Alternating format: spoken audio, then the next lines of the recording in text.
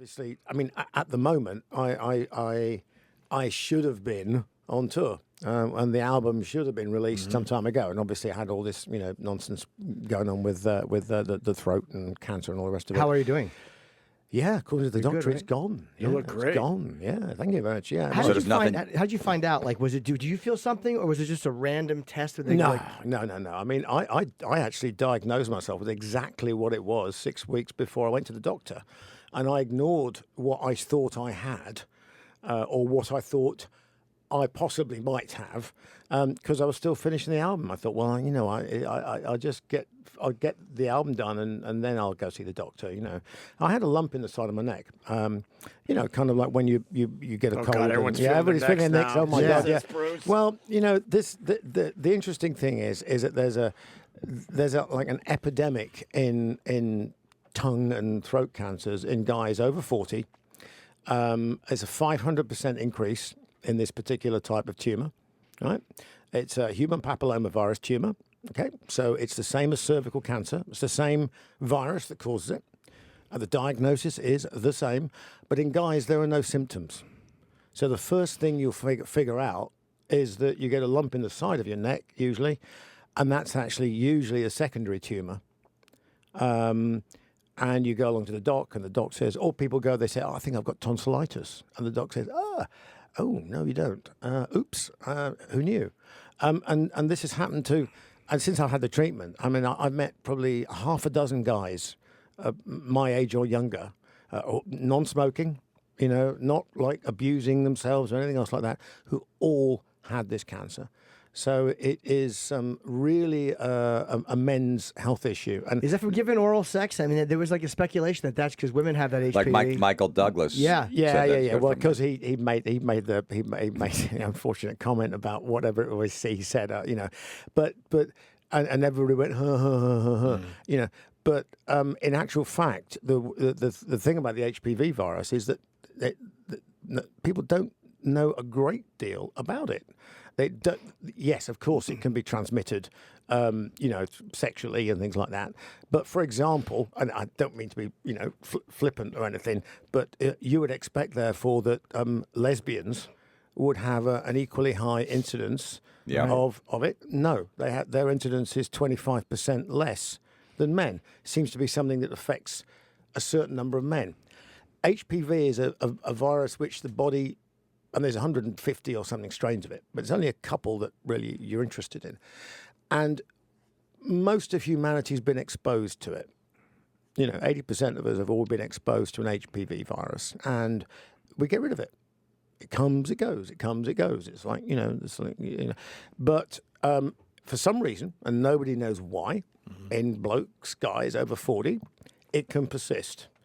And as it persists, that's when it does its little work, and it's a cunning little beast. I mean, there's no test for it until you actually get the only test is doing a biopsy, and even then the virus is not present. It's the remains of the virus that it leaves behind a little present that starts off. It leaves a little genetic code in there to start off the cancer, but it also goes into the cell and switches off a gene called the p53 gene, which is protective. It's basically the cell's self-destruct mechanism.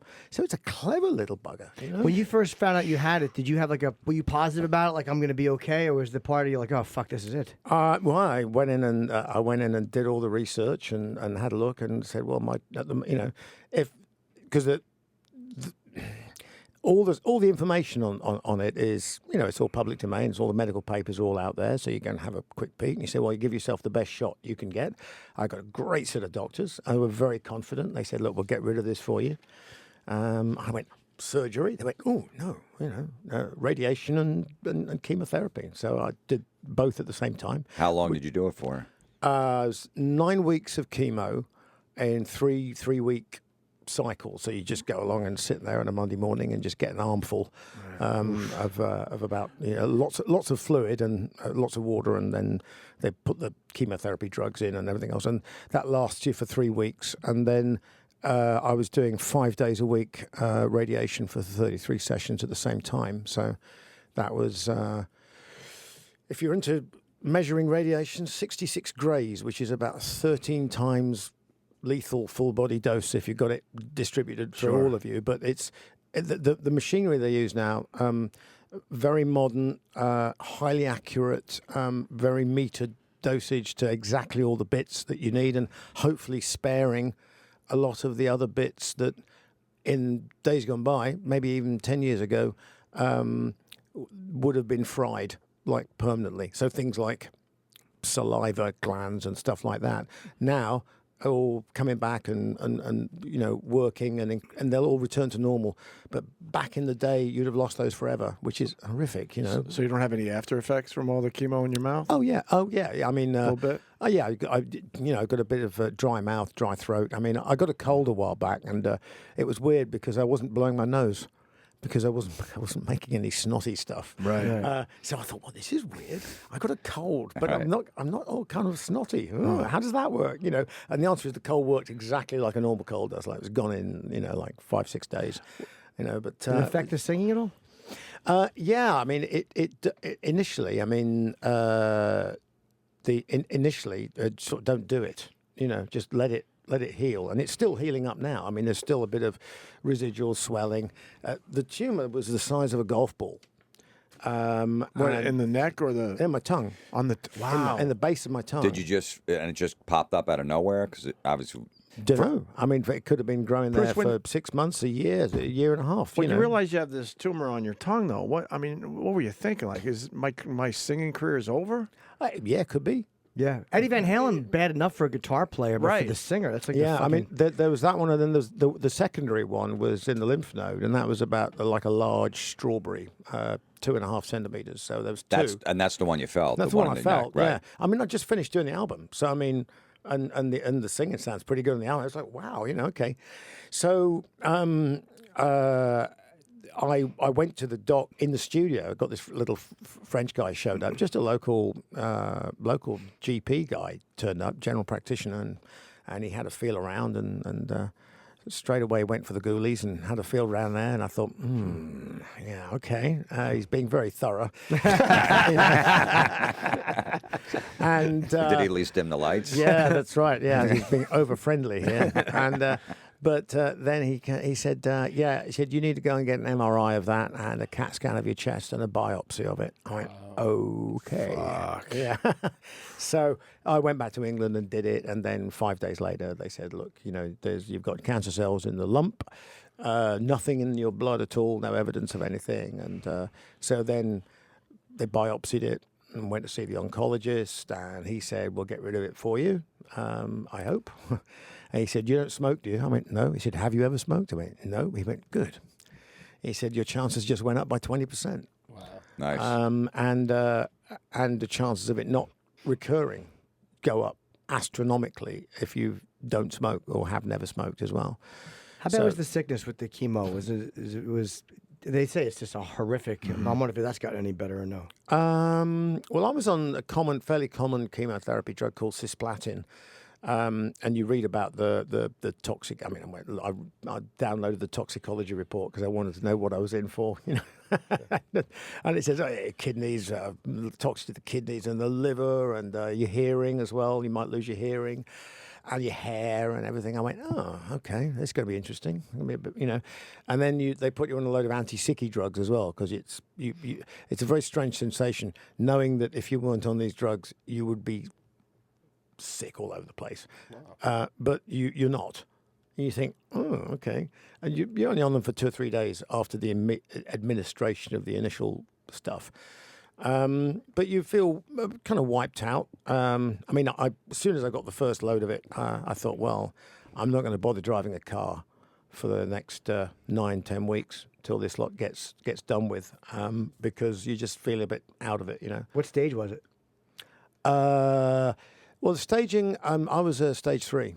Wow. Yeah, but again, my doc said to me, he said, look, don't worry about the staging. He said, because I'd rather have stage 3 of your cancer than stage 1 lung cancer. So that's staging is more of an academic way of defining what it is. So as soon as any cancer moves to an adjacent site, like a lymph node, which of course is right next door to the where the primary tumor is. As soon as it moves, it's automatically stage 3.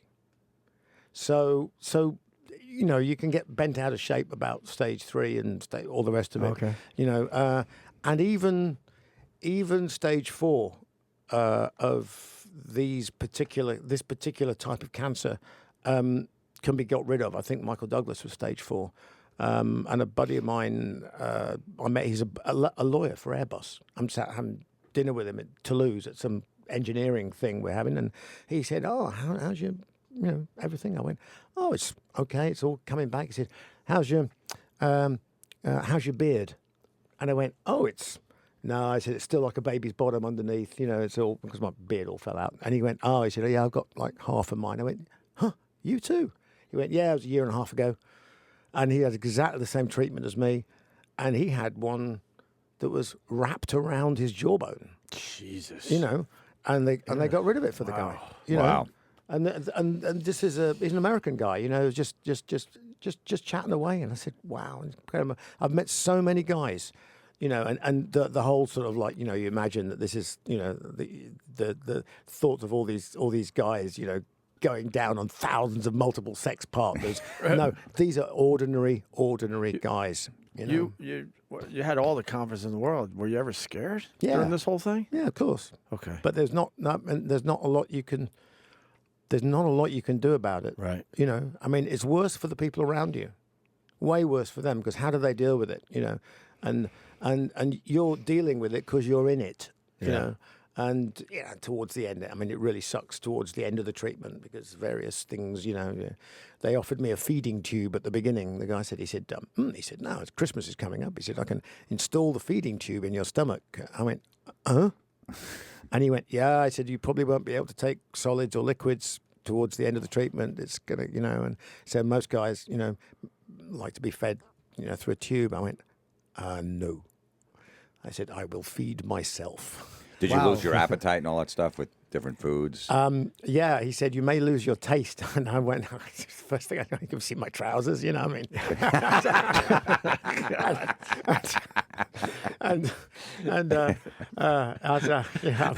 I got all the one line. I said, the only way of dealing it was all the one-liners came out straight away. I said, I was going to have to cancel the tour, the reasons too humorous to mention and all the rest of it, But notwithstanding the dark, sort of bits of dark humor, you start, you go through little stages, I guess, of feeling sorry for yourself, and then feeling like it's a bad dream, and I wake up from this and it won't actually be happening to me, and then you sort of get into it. You think, yeah, I am in this now, and this is not. Let's just see where the ride takes you, because obviously, I don't particularly want to go on this fairground attraction again, right. But.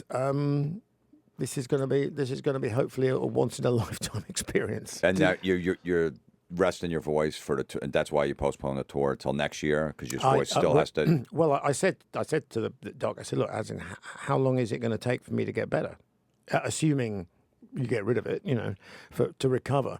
And he said, "It's going to take about a year from sitting here now till And I went, "A year?" And he went, "Yeah." He said, "I had an RAF fighter pilot in the chair, sitting there exactly where you're sitting, same tumor, same treatment, and it was about a year until I saw him again when he was like fit, fat, and healthy."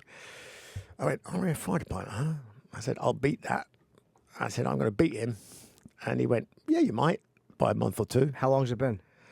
Well, I saw my doc in December, so it's coming up 8 months. So he's a good doctor. He was pretty much spot on, actually. Okay. I mean, I'm in some respects, I'm way ahead of the curve in a lot of ways, but in terms of the really like healing up inside and all the salivary bits coming back, to normal, and that's probably going to be the thick end of 12 months, So, but I mean, I've done a bit of singing already, So I've gone around the kitchen and had a good yell. The wonderful thing is that he, despite the fact that he did confess to me after he cured me and everything, he said, I got to confess, he goes, I do like a bit of Maiden, he said, but I'm actually a Rush fan. Oh, really?